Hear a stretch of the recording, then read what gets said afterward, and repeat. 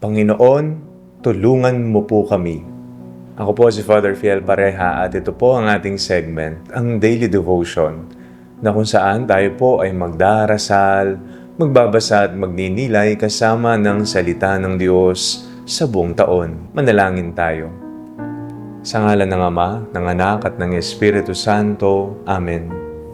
Halina, banal na Espiritu, iwanagan mo ang aming puso at isip nang maunawaan at maisabuhay namin ang iyong salita. Amen. Our Bible passage for today is from the Gospel of St. Matthew chapter 15, verses 21 to 28, and I read it for you. Jesus left that place and went away to the district of Tyre and Sidon. Just then, a Canaanite woman from the region came out and started shouting, "Have mercy on me, Lord, Son of David. My daughter is tormented by a demon." But he did not answer her at all. And his disciples came and urged him, saying, "Send her away, for she keeps shouting after us."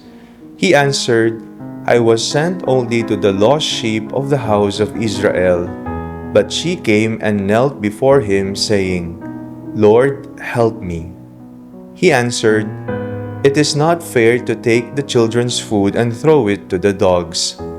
She said, "Yes, Lord, yet even the dogs eat the crumbs that fall from their master's table." Then Jesus answered her, "Woman, great is your faith. Let it be done for you as you wish." And her daughter was healed instantly. Ano po ang ginagawa mo kapag tila hindi sinasagot ng Panginoon ang iyong panalangin? Sa tuwing matagal mo nang ipinagdarasal ang paggaling halimbawa ng isa sa mahal mo sa buhay, ngunit wala pa ring pagbabago. O kapag ibinubuhos po natin ang lahat-lahat ng ating tiwala, ngunit tila wala pa ring nangyayari. Lumapit kay Jesus ang isang babaeng Kananeya. Ang tanging hiling niya ay ang pagalingin ang kanyang anak na lubhang pinahihirapan ng masamang espiritu. Ngunit sa simula, tila hindi siya pinansin ni Jesus, kahit ang mga alagad ay gusto na siyang paalisin. At nang magsalita si Jesus, tila mahirap pang tanggapin ang kanyang mga sinabi. Ngunit hindi sumuko ang babae. Hindi siya nasaktan at umalis. Sa halip, lalo siyang nagtiwala at nagsabing, "Panginoon, tulungan mo ako." At nang sabihin niyang kahit ang mga mumong nahuhulog mula sa hapag ng kanilang amo ay kinakain ng mga aso, humanga si Jesus at sinabi, "O babae, dakila ang iyong pananampalataya. Mangyari sa iyo ang iyong hinihiling." Gumaling ang kanyang anak sa oras ding yon. Ano ang matututunan po natin sa babaeng ito? Ang tunay na pananampalataya ay hindi lamang nananalig kapag mabilis ang sagot ng Panginoon.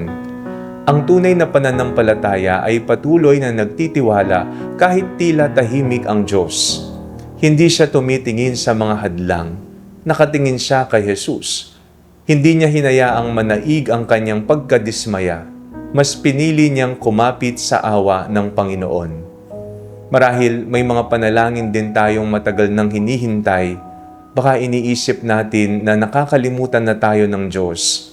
Ngunit sa Ebanghelyo, tayo po ay pinaalalahanan na ang katahimikan ng Diyos ay hindi nangangahulugang wala na siyang ginagawa. Minsan habang hinihintay natin ang kanyang sagot, pinapalalim muna niya ang ating pananampalataya. Sapagkat mas mahalaga sa Diyos ang pagbabago ng ating puso kaysa sa agarang pagtupad sa ating hinihiling. Kaya sa halip na sabihin nating, "Panginoon, bakit wala ka pang sagot?" maari po nating ipanalangin, "Panginoon, dagdagan mo ang aking pananampalataya." Dahil kapag lumalalim ang ating pananampalataya, matututunan po nating magtiwala sa Kanya, hindi lamang dahil sa Kanyang mga biyaya, kundi dahil sa kung sino siya. Ang dakilang pananampalataya ay hindi ang laging nakakatanggap ng agarang himala. Ang dakilang pananampalataya ay ang pusong patuloy na nagsasabing, "Panginoon, nagtitiwala pa rin ako kahit hindi na nakikita ang kasagutan." Manalangin tayo. Panginoong Hesus, kapag mahina ang aming loob at tila tahimik ka, dagdagan mo ang aming pananampalataya. Turuan mo kaming magtiwala sa iyong pag-ibig at sa iyong tamang panahon, sapagkat alam naming hindi mo kami kailanman pababayaan. Amen. Sa ngalan ng Ama, ng Anak at ng Espiritu Santo. Amen.